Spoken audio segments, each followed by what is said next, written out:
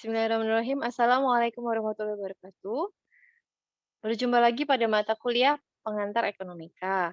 Kali ini kita masuk ke bab yang keempat, yaitu mekanisme pasar dan peran pemerintah dalam perekonomian. Kita masuk ke definisi dulu. Pasar merupakan tempat para pembeli dan penjual berinteraksi menentukan harga dan mengadakan pertukaran barang dan jasa. Mekanisme yang melaluinya para pembeli dan para penjual berinteraksi untuk menentukan harga dan melakukan pertukaran barang dan jasa. Nah, harga itu mengkoordinasikan keputusan-keputusan para produsen dan konsumen dalam sebuah pasar dan sentralnya ada di harga ini. Harga yang tinggi cenderung mengurangi pembelian konsumen, ini hubungannya dengan daya beli, dan mendorong produksi. Sementara harga yang lebih rendah mendorong konsumsi, karena murah kan, jadi konsumsinya lebih banyak dan menghambat produksi. Harga adalah penyeimbang dari mekanisme pasar. Jadi keywordnya dari mekanisme pasar adalah pada harga. Nah, ini tadi ya, flashback tadi, pasar merupakan mekanisme saat penjual dan pembeli suatu komoditi berinteraksi dan menentukan harga dan kuantitasnya. Dalam pasar, semua komoditi menjadi harga dan harga ini menjadi sentralnya. Harga merupakan nilai suatu barang dalam satuan mata uang yang mencerminkan kondisi mengadakan tukar-menukar secara sukarela. Harga juga merupakan sinyal atau isyarat bagi produsen dan konsumen. Segala keputusan produsen dan konsumen di pasar dikoordinasi dengan harga. Jadi harga ini poin pentingnya. Tuh. Kemudian masuk ke kegagalan pasar atau market failure. Terdapat kekurangan pada sistem pasar atau harga yang disebut dengan kegagalan pasar. Antara lain, distribusi pendapatan kurang merata, sistem pasar atau harga umumnya bersamaan dan fluktuasi perekonomian yang hebat. Pelaku pasar, yaitu produsen atau konsumen, tidak memiliki informasi yang sempurna. Kemudian adanya eksternalitas, nanti kita bahas ini. Kemudian sistem pasar tidak dapat menjamin produksi barang publik. Kemudian jika ada monopoli, alokasi sumber daya menjadi kurang efisien. Sistem pasar mampu mengatasi resesi atau kemerosotan jangka panjang, namun sulit mengatasi resesi jangka pendek. Upaya pemerataan tidak dapat diatasi oleh sistem pasar. Sistem pasar memberikan insentif bagi yang berhasil dan tidak bagi yang gagal sehingga memperluas gap kaya dan miskin. Jadi yang berhasil ya dapat untung besar, yang gagal ya dia akan semakin merosot. Itu negatifnya ya. Nah, di Amerika sebagian besar keputusan perekonomian itu diserahkan kepada mekanisme pasar. Jadi biarkan menggelinding begitu saja. Dan pada pasar ini merupakan wahana pertemuan penjual dan pembeli untuk berdagang dan menetapkan tingkat jumlah dan harga yang beragam komoditi. Nah, pasar itu efektif menjawab persoalan ekonomi. Masih ingat pada bab yang pertama, masalah ekonomi ada pada what, for whom, dan how. Distribusi pendapatan ditentukan oleh kepemilikan faktor produksi dan harga. Fungsi harga barang sebagai isyarat jumlah barang yang harus diproduksi, daya beli masyarakat mempengaruhi harga barang. Pada persaingan sempurna, perusahaan harus dapat menemukan metode produksi yang paling murah. Karena kalau persaingan sempurna itu satu jenis produk itu dijual oleh banyak sekali orang, banyak sekali penjual. Jadi, bagaimana caranya agar menemukan metode produksi yang paling murah? Dengan cara apa? Dengan menggunakan tenaga kerja, tanah, dan faktor lain secara efisien. Bisa juga dari teknologinya, manajemen HRD-nya, seperti itu. Nah, ini masuk ke eksternalitas. Eksternalitas itu apa sih? Eksternalitas itu adalah dampak imbasan, spillover effect, yang timbul saat pihak tertentu menyebabkan keuntungan atau kerugian kepada pihak lain di luar konteks pasar. Ini ada 2 contoh nih. Contoh yang pertama, perusahaan X membuang limbah beracun ke sungai yang digunakan masyarakat. Memakai air bersih tanpa membayar ganti rugi, ya kan? Karena sudah dibuang ke sana gitu kan. Analogi penyakit menular. Nah, terdapat transaksi ekonomi tanpa pembayaran atau pemberian imbalan atau ganti rugi. Nah, ini eksternalitas. Jadi bisa menguntungkan, bisa merugikan. Kedua ini menguntungkan. Kemudian berikutnya, mekanisme pasar yang tidak berjalan baik dapat menyebabkan kegagalan pasar dalam memproduksi dan mengalokasikan barang sehingga mengurangi hasil ekonomi.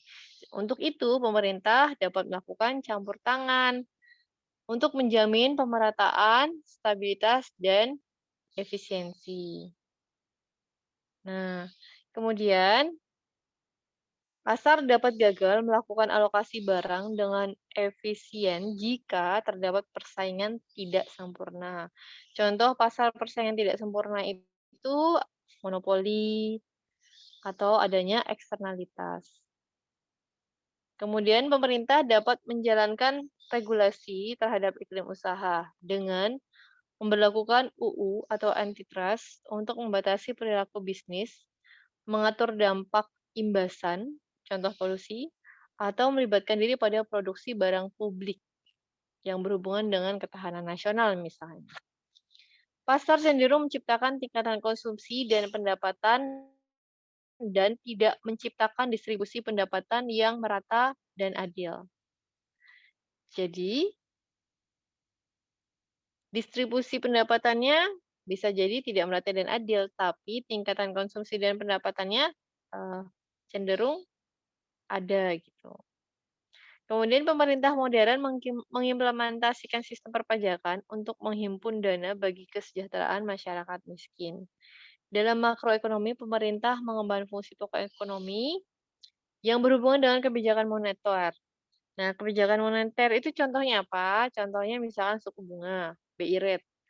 Nah, BI rate ini hubungannya dengan peningkatan pertumbuhan ekonomi dan kondisi perkreditan. Hubungannya dengan menghimpun uang dan mengeluarkan uang pada bank. Contoh menabung atau memberikan pinjaman. Kemudian kebijakan fiskal yang berhubungan dengan pajak dan pembelanjaan. Kemudian ini apa? Typo ya. Jadi menaikkan ekses negatif siklus usaha atau pengangguran dan inflasi. Oke, kita masuk ke peran pemerintah. Nah, dengan adanya kegagalan ekonomi pasar karena inefisiensi, ketidakadilan, dan masalah makroekonomi, pemerintah harus punya andil ya. Andil yang pertama adalah mengurangi inefisiensi, yaitu pemerintah berkepentingan untuk membuat undang-undang anti monopoli. Nah, di Indonesia ada KPPU. Kemudian menetapkan berbagai perundangan misalnya berkaitan dengan polusi, pencemaran lingkungan, fasilitas kesehatan masyarakat, dan lain-lain. Kemudian ada juga subsidi untuk produsen maupun konsumen. Untuk yang permasalahan yang kedua, agar menghindari ketidakadilan, pemerintah dituntut aktif untuk mengupayakan bukan saja pertumbuhan ekonomi yang tinggi, tapi juga pemerataannya.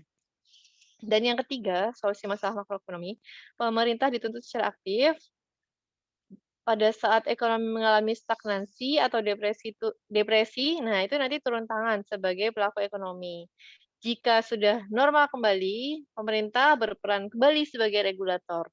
Gitu. Jadi ketika ada sesuatu, dia jadi pelaku ekonomi. Ketika sudah kembali, dia regulator. Nah, kemudian pemerintah menggunakan kebijakan fiskal dan kebijakan moneter. Peran nyata pemerintah dalam perekonomian.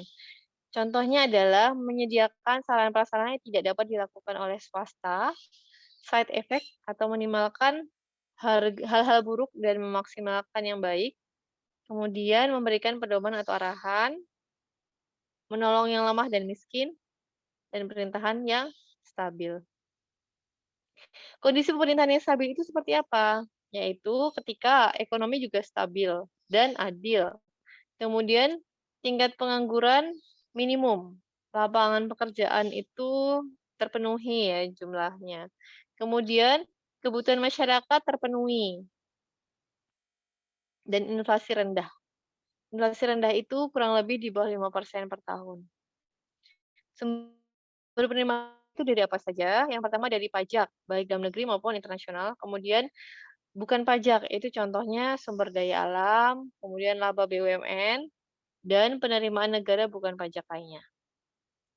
Prinsip dasar pajak, itu ada dua, netralitas dan non-netralitas. Nah, yang netralitas, itu contohnya perhitungan pajak STNK berdasarkan CC dan tahun pembuatannya, bukan atas warna atau merek. Gitu. Sementara non-netralitas itu, untuk mengarahkan hal-hal yang baik sebenarnya niatnya. Contohnya untuk rokok, sama-sama dikonsumsi tapi rokok pajaknya lebih tinggi.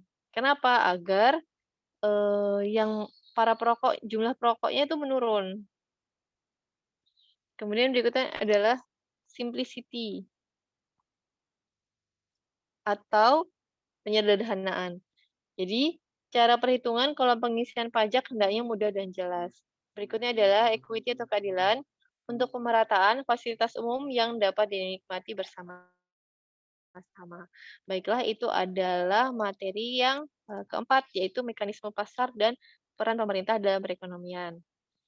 Terima kasih, semoga bermanfaat dan menjelaskan.